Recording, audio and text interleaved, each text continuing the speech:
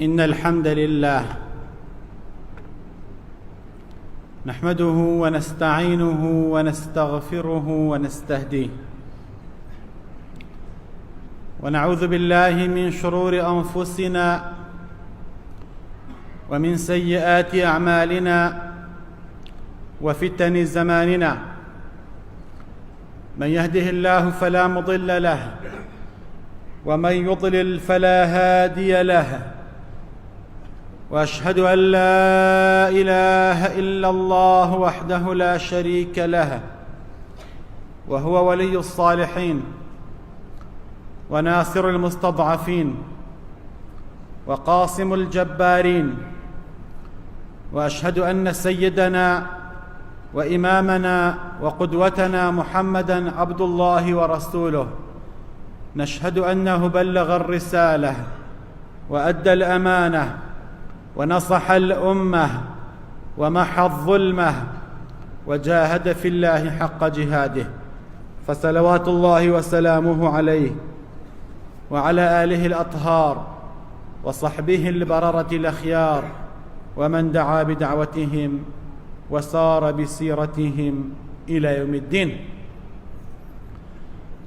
مسلمانانی بەڕێز و خۆشەویست، سڵاو و ڕەحمەتی خوای پەروەردگار بڕژێ بەسەر هەموو لایەکدا ئینشاء الله. لە کاتی فیتنە و ئاشوب و بەڵاو موسیبەتە چی بکەین؟ ناونیشانی وتاری ئەمڕۆمانە بە کورتی. بەرنامەمان چی بێ کاتێ موسیبەت و بەڵاو و فیتنە ڕووی کردە وڵات؟ چی بکەین؟ چونکە فیتنە خوای پەروەردگار جل جلاله باسی ئەکا لە قورئانە، ئاشوب، ناڕەحەتی، بێژیانی، فیتنە و بەڵاو موسیبەت. خوای پەروەردگار لە قورئانە کاتێ باسی ئەکات ئەفەرمێ کاتێک کە هات باش و خراپ، تاوانبار و بێتاوان، تەڕ و وشک هەمووی پێکەوە ئەسووتێنێت. أعوذ بالله من الشيطان الرجيم. واتقوا فتنة لا تصيبن الذين ظلموا منكم خاصة واعلموا أن الله شديد العقاب. واعلموا إن الله شديد العقاب. خوای گەورە جل جلاله لە قورئانی پیرۆزە فەرمێت خۆتان پارێزن، پارێزگاری بکەن، بترسن لە بەڵاو لە موسیبەت و فیتنەیەک کاتێک کە هات هەموو پێکەوە ئەسووتێن، چاک و خراپ. خۆتان پارێزن، مەکەن کارێ بکەن خوای پەروەردگار تووشی بەڵاو موسیبەتتان بکات، و بزانن خوای پەروەردگار تۆڵە سێنە، تۆڵەکەی زۆر توندە، شەدید العقابە. با بزانین چی بکەین کاتێک کە فیتنە ڕووی کردە وڵات. یەکەم عیبادەت، الحرص على الطاعة والعبادة. زیاتر هەوڵ بین عیبادەت بکەین، واتە پەیوەندیمان بە ئەڵڵاوە بێ، ملکەتی خوای پەروەردگار بین. پێغەمبەر صلی الله عليه وسلم فەرمووی: العبادة في الهرج كهجرة إلي، يعني في الفتنة. عبادت لزمانی فتنە و هەڕەج و ناڕەحەتی و بەڵاو موسیبەتە، کاتێ وڵات تووشی قەیران و بەڵاو موسیبەت بوو، خەڵکەکەی ئەوەنە چاک بوون وازیان لە عیبادەت نەهێنا. پێغەمبەرە فەرمێ صلی الله عليه وسلم: كهجرة إلي، ئەوە خێر و پاداشت و پلەپایی ئەو کەسەیان هەیە کە هجرەتی کردووە هاتووە بۆ لای پێغەمبەر صلی الله عليه وسلم بۆ مەدینە. لەم زەمەنی فیتنەیەدا تۆ ئەگەر عیبادەت زۆر بکەیت، ئەوە تۆ مهاجری بۆ خزمەتی پێغەمبەر صلی الله عليه وسلم. دووهەمکار كاتێ فیتنە ڕوویدا بە جوانی تەعاملی لەگەڵ بکەیت، واقع بخوێنیتەوە، دوورکەویتەوە لە عاتیفە و لە جوڵاندنی عەتف، غافڵ نەبیت، هوشیار بیت، خەڵک نەخەڵەتێنی و خەڵک نەتخەڵەتێنێت، بە عەقڵ معاملە بکەی لەگەڵ فیتنەکەدا. سێهەم خاڵ کە پێویستە لە زەمەنی فیتنەیە مسلمان بە بەرنامە ئەنجامی بدا، عەدەم الاستیعجال، پەلە نەکەی لە نەسری خوا، سەبرت هەبێ، ئارام بگری، بزانی کە ئەم فیتنەیە هەموو چین و توێژێک ئەگرێتەوە. زاناکان دەفەرمون وقوع الفتنة إما من ترك الحق وإما من ترك الصبر. فتنە کاتێ ڕووە کاتە وڵات، کاتێ خەڵکی بە ئەستراحەت ناژی، لە ناڕەحەتیایە، یا ئەوەیە ئارامگرتنیان واز لێهێناوە، یا ئەوەیە شوێنی حەق نەکەوتون، چەپڵەیان بۆ ناحەق لێداوە. ولا تقع الفتنة إلا من ترك ما أمر الله به. فتنە کاتێ ڕووە کاتە وڵات، کاتێکە خەڵکی واز لە فەرمانەکانی خوایێنن، کاتێ خەڵکی شوێنی شەیطان کەوتن، کاتێ چەپڵە لەدان بۆ شەیطان و بۆ شەیطان خەسڵەتەکان زۆر بوو، ئیتر فتنە ڕووە کاتە وڵات. پێغەمبەر صلی الله عليه وسلم فەرمووی إن الناس خەڵکی، لەگەڵ ئێوەیەتی، لەگەڵ ئێمەیەتی هەمومان، خەڵکی کاتێ خەڵکی إذا رأوا الظالم فلم يأخذوا على يديه، ستەمکاریان بینی و دەستیان نەگرت، پێیان نەوت تۆ ستەمکاری، أوشك أن يعمهم الله بعذاب من عنده، نزیکە خوای پەروەردگار سزایەک بنێرێ هەمووی بگرێتەوە چاک و خراپ، زاڵم و مەزلوم. بۆ چونکە ئەهلی حەق لە ئاستی وتنی حەقا شەیطانی ئەخرەسن، کەواتە ئەبێ بزانی چۆن تەعامل بکەی لەگەڵ فتنە و بەڵاو مصیبەتە. چوارەم الحلم والأنات، مسلمان وای لێ بێت بە حکمەتەوە ڕوبەڕووی فتنە بێتەوە، شتێکی نامۆ ڕووەکاتە گەڕەک، ڕووەکاتە شار و وڵات، شتێکە بەڕاستی هەموو کەسێ پێی ناخۆشە، ئەبێ خەڵکی ئولول ئەمر عاقڵەکان هۆشمەندەکان بزانن چۆن چارەسەری بکەن. ئەها عەمری کوڕی عاص وەصفی خەڵکی ڕووم دەکات، ئەفەرمێ إنهم لأحلم الناس عند فتنة، لە کاتی فتنە و بەڵاو مصیبەتە زۆر بە عەقڵ بیریانە کردەوە، حلمیان بەکارهێنا. خاڵێکی تر الرجوع إلى أهل العلم العاملين الصادقين، کاتنێ بەڵایەک ناڕەحەتیە قەیرانێ ڕووی کردە وڵات، زۆر گرنگە بگەڕێنەوە بۆ ئەهلی علم، بزانن شریعەتی ئیسلام لەو بارەوە چییە فەرمێت. شریعەتی ئیسلام تەعتیل بووە ئەمڕۆ، کاری پێ ناکرێت، پشتگوێ خراوە، حکم بە قورئان ناکرێت. پێویستە بەڕاستی لە کاتی قەیران و مصیبەتەکانە، لە کاتی فتنە و ئاشوبە بگەڕێنەوە بۆ شریعەتی ئیسلام، چارەی هەموو دەردەکانە، شت نییە باسی نەکردی بێ قورئان. ئەبوو بەکری سەدیق فەرمووی هەموو شتێک لە قورئانە باس کراوە، هەموو شتێک، هەموو دەوای دەردێک، هەموو شتێک بگەڕێنەوە بۆ خزمەتی قورئان، قورئان هەموو شتێکی تایە. خاڵێکی تر هۆکار بگرینە بەر بۆ ڕزگاربوون لە فتنە. ئەوەی کە گەلی کورد بەداخەوە پێوێ ئەناڵێنێ ئەویش ئەوەیە، قسەی زۆر کردداری کەم. لە قسەیە زۆر ئازاین، وەستای قسانین، ڕەخنە زۆر ئەگرین بەڵام کردارمان نییە. لە قسەیە زۆر ڕەخنەگرین، لە قسەیە زۆر پاڵەوانین بەڵام کردەوەکانمانیش نییە. ئەم هەموو شتە دانراو، ئەم هەموو ڕاگەیاندنە بۆ قسە، هەرچی ڕاگەیاندنە تەلەڤیزیۆن و رادیۆ و هەمووی بۆ قسەکردنە.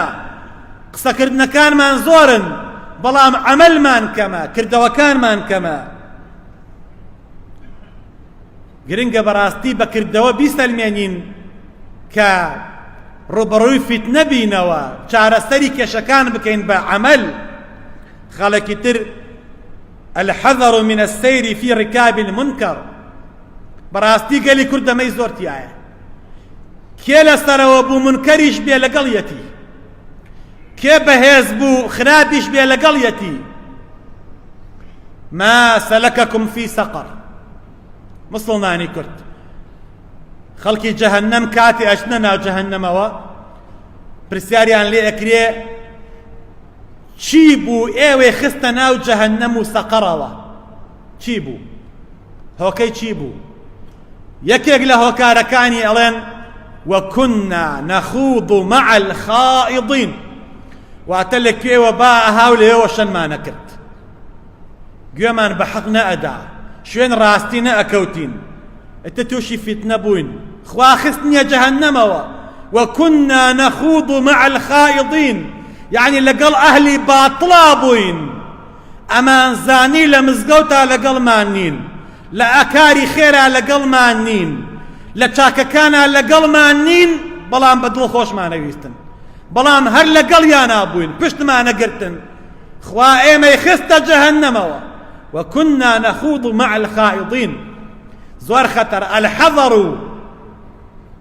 من السير في ركاب المنكر بزانی چۆن کامە منکەرەوازی لێبێنی نەیکەیت بۆ ڕوبەڕووبڕەی فیتنە کە فیتنە لە وڵاتە نەمێنێ وحدەت برایەتی تەبایی وازێنان لە تەنازع و شەڕەقسە ئێستا تەلەڤیزیۆنەکان جاران قەومی لووت مسڵمانەکان قەومی لووت کڵەشەریان بە شەڕ ئەدا حیواناتیان بە شەڕ ئەدا خوا غەزەبی لێگرتن ئێستا تەلەڤیزیۆنەکان ئیتیجاه المەعاکس و شەڕە ئینسانەکەن لە تەلەڤیزیۆنەکانە دوو نەفەر دائەنێ ئەم مذیعات دوو کەس ئەیا بە شەڕ ئەم جیهەتێکە ئەو جیهەتێکە خەڵکیش گاڵتەیان پێیەکە شەڕە ئینسانە ئێستا لە ئیعلامە قسە کەمە قسە زۆرە عەمەل کەمە خاڵێکی تر خۆ دوورخستنەوە لە شائیعە و بڵاوبوونەوەی شتی ناخۆش لە فیتنەیە ئینسان تا بێدەنگ بێت هەتا قسە کەم کات إذا وقعت الفتنة علماء كان دفرمون أجر فتنة ركر دولات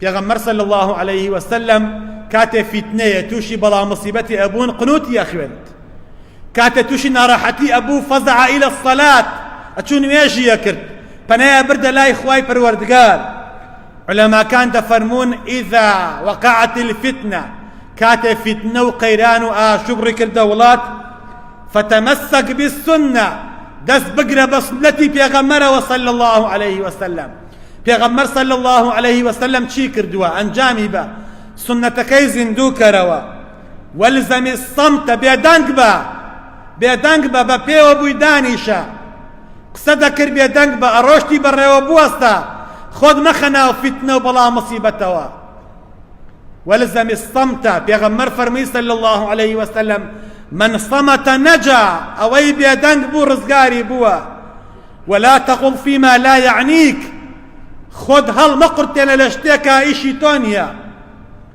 لە زمانی فیتنەیە قسە مەکە لە شتێکە کە ئیش و کاری تۆ نییە پەیوەندی بە تۆوە نییە ئەهلی اختصاصنی لەو شتەیە ئێستا هەموو یەکێ لە ئێمە سیاسیەکە بۆ خۆی تەحلیلەکات بڕیارە دات سیاسی زۆر قەیران زۆر هەمووی ئاوایە بەڕاستی علەماکان دەفەرمون وما ئەشکەلە عیلەیکە ئەگەر شتێکت لێ عاسی بوو لێت ئیشکال بوو فەڕودەه إلى الله ورسوله بیگەڕێنەرەوە بۆ لای خوا و پێغەمبەر صلی الله عليه وسلم چارەسەری گرفتەکانی ئێمە لای خوا و پێغەمبەرە صلی الله عليه وسلم لەم بەحری فیتنە ئەگەر ڕزگارت بکا خوددا داوێنی با خوددا بگرە بەردە ناخوددا ئەوەی لەگەڵ خوددا نیەوازی لێ بێنە داوێنی با خوددا بگرە مەحویە فەرمێ ئەوەی لەگەڵ خوایە شوێنی ئەوکەوە بەڕاستی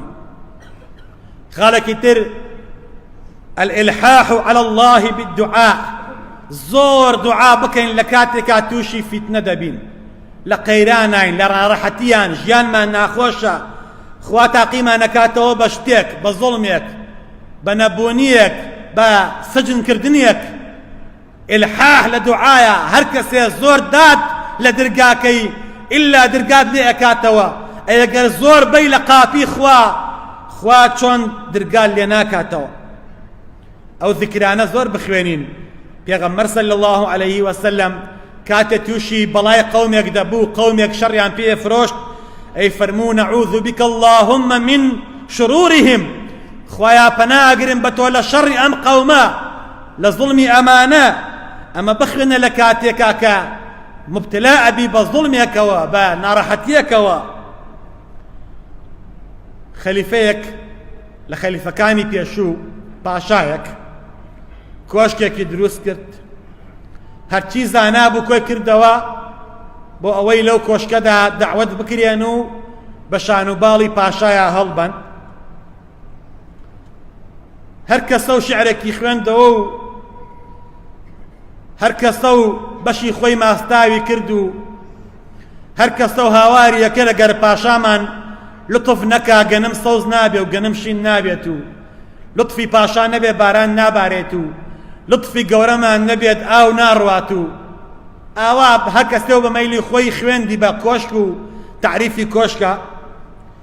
یەکێ لەو کەسانەی کە دعوەت کرابوو شێخ حەسەنی بەسری بوو، ڕەزا و ڕەحمەتی خوای لێ بێت. شێخ حەسەنی بەسری بە ڕەحمەت بێت، ئەولیای خوا. شێخ حەسەنی بەسری پەروەردەکراوی ماڵی پێغەمبەر صلی الله عليه وسلم دعوەتی کردبوو ئەوی ژەڵسایە و قسەی خۆی بکات. فەرمووی پاشا کۆشک ئەکەی تۆ پیرۆزت بێت، بەڵام داوا لێ دەکەم چەندە خزمەتی خۆ دەکەیت ئەوەندەش خزمەتی خۆت بکە، چەندێ خزمەتی گەچ و دیوار و بلۆک و ئاسن و پەنجەرە و ئەوانە ئەکەیت ئەوەندەش خزمەتی گەلەکە و بکە. پاشا ئەم کۆشکە تۆ دروست کردووە، بە پارەی میلەت دروست کردووە. پاشا ئەمە زوڵمە، ئەمە تاوانە، ئەمە شوورەییە، ئەمە عەیبە. وای کرد لە پاشا لەناو ئەو خەڵکەیە شکاندی، وتی پاشا تاجی شاهید فڕێ بدە ئەگە میلەت و بە زیلەت و بە برسی و بە بێژیانی و بێکارەبایی و بێ ئاوی بژی، فڕێی بە ئەو تاجە و نەتەوێ. وای لێ کرد پاشات و ڕەبوو فەرمانی کوشتنی حەسەنی بەسری دەرکرد. فەرمانی کرد حەسەنی بەسریە بێ شەهید ببێت، بۆ چونکە قسەی حەقی کردووە. کەلیمەت حەق عند سوڵتان جائر. قەراری یابی کوژن. حەسەنی بەسری بە ڕەحمەت بێ بردیانە ژوورەوە لای پاشا، حکمی ئیعدامی بەسەر بخوێننەوە. لە دڵی خۆیان هەندێ دوعای کرد و دەمی ئەجوڵاند. کاتێ بردیانە بەردەم خەلیفە و پاشا لەبەری هەڵسا، کە لەبەری هەڵسا ڕێزی گرت و لە شوێنەکەی خۆیان داینا، خستیە سەر کورسەکەی خۆی، وتی قوربان شێخ حەسەنی بەسری یاخوا بەخێر بێی، بۆ ئەوە بانگمان کردی و هەندێک پرسیاری شەرعیمان هەیە، چی حرام و چی حەڵاڵە، کێشەیەکی ئەوەمان هەیە بەمان چارەسەر بکە. حەسەنی بەسریش جوابی سوئالەکانی یایەوە و بەڕێزەوە خواحافیزی لێ کرد و ڕۆیشتەوە ماڵەوە. عولەماکان لێ کۆبوونەوتیان شێخ حەسەنی بەسری ئەوە تۆ چیت کرد، چی دووت، چی بوو؟ پاشا ڕەئی گۆڕا، تۆی بان کردبوو بتکوژێ کە چی ئاوا ڕێزی لێگرتی و لە شوێنەکەی خۆی داینایت. شێخ حەسەنی بەسری فەرمووی وەڵڵاهی کاتێک چوومە ژوورەکەی پاشاوە بۆ ئەوەی حکمی ئیعدامم بەسەرا بخوێننەوە و لە سێدارە بدرێم و عەرێزەیەکم نارد بۆ لای خوا، وتم یا الله یا وەلیە نعمەتی ويا ملاذي عند كربتي يا من صيرت النار بردا وسلاما على إبراهيم اطفأ ناره علي. لدلي خوما وتم خوايا أي خاوني نعمتو همو بخشكانم أي أوزاتي وجودو بيا بخشيوم أي أوزاتي ويا ملاذي عند كربتي أي پناگاهم لكاتي همو بلا مصيبتو فتنيكا أي پشتو پنام لكاتيكا كتوشي فتنة وتاقي كدنوام أكيد وكو چون آگركو سارت كردوا لەسەر ئیبراهیم و سەلامەت و کرد لە ناواگرەکەیە خوایە ئەم پیاوە غەزەب گرتوویەتی ئەم پاشا و خەلیفەیە دەرونی ئەکڵێت گڕی بەرداوەتە خۆی خەریکە لە ناوە مەبات خوایە دەرونی سارد کەرەوە هەر ئەم دوعایە کردبوو خوای پەروەردگار دڵی ئەو پاشایی سارد کردبوویەوە لە کاتی بەڵاو مصیبەتە ئینسان عەریزە بەرزکاتەوە بۆ لای خوا ڕووکاتە خوای پەروەردگار جەلە جەلالوه فریایەکەوێت حەسەنی بەسری ڕەزای خوای لێبێ بردیان شەهیدی کەن بەڵام پشت و پەنای بەخوا بەست و عەریزەی بۆ لای خوا بەرز کردەوە خوا ڕزگاری کرد پێیان ڕاگەیاندوین بەهۆی ئەو نەخۆشیەوە کەوا لە وڵاتە بڵاو بۆتەوە الحەمدولله کوردستانی ئێمە تا ئێستا دوورە داواکارین ئینشاءالله هەموو بەشەریەت لەو نەخۆشیە دوور بێ نەخۆشی خوێنبەربوون ئەوەی پێمان ڕاگەیاندراوە بەهۆی ئاژەڵەوە ئەم نەخۆشیە بڵاو ئەبێتەوە ئەو گۆشتەی لەسەر جادەکانە سەر ئەبڕێت ئەگە مۆری پێوە نەبێت با نەخورێت گۆشتی سەجادەکان و پاک و تەمیز بین هەموو کاتێک دەستەکانمان بشۆین بە سابوون هەموو کاتێک ڕچاوی پاک و تەمیزی خۆمان بکەین مسلمان زەوقی سەلیمە و پاک و خاوێنە خۆمان پارێزین لە هەموو نەخۆشی و ناخۆشیەک داوا لە خوای گەورە دەکەم ئینشاءالله خوای گەورە لە کاتی فیتنەیە فریامان کەوێت لە کاتی قەیرانە فریامان کەوێت لە کاتی بەڵاو مصیبەتە خوا بەزەی بە حاڵمان نابێتەوە خوایە ئەم میلەتە لە قەیرانە ئاژی بێکارەبا و بێ ئاو و بێ ژیانە بێ موچە و بێ نانە ظڵمی لێ ئەکرێ لە فیتنە و لە قەیرانایە خوایە فریای کەوی خوایە چۆن فریای حەسەنی بەسری کەوتی ئەوا فریای ئەم میلەتە کەوی یا ڕەب العالەمین خوایە گیان وامان لێ بکەی لەگەڵ تۆ ڕاست بکەین لەگەڵ دینەکەتا ڕاست بکەین خوایە لەگەڵ سنەتەکانی پێغەمبەرا صلی الله علیه وسلم ئاشتمان بکەیتەوە خوایە دوعاکانمان گیرا بکەی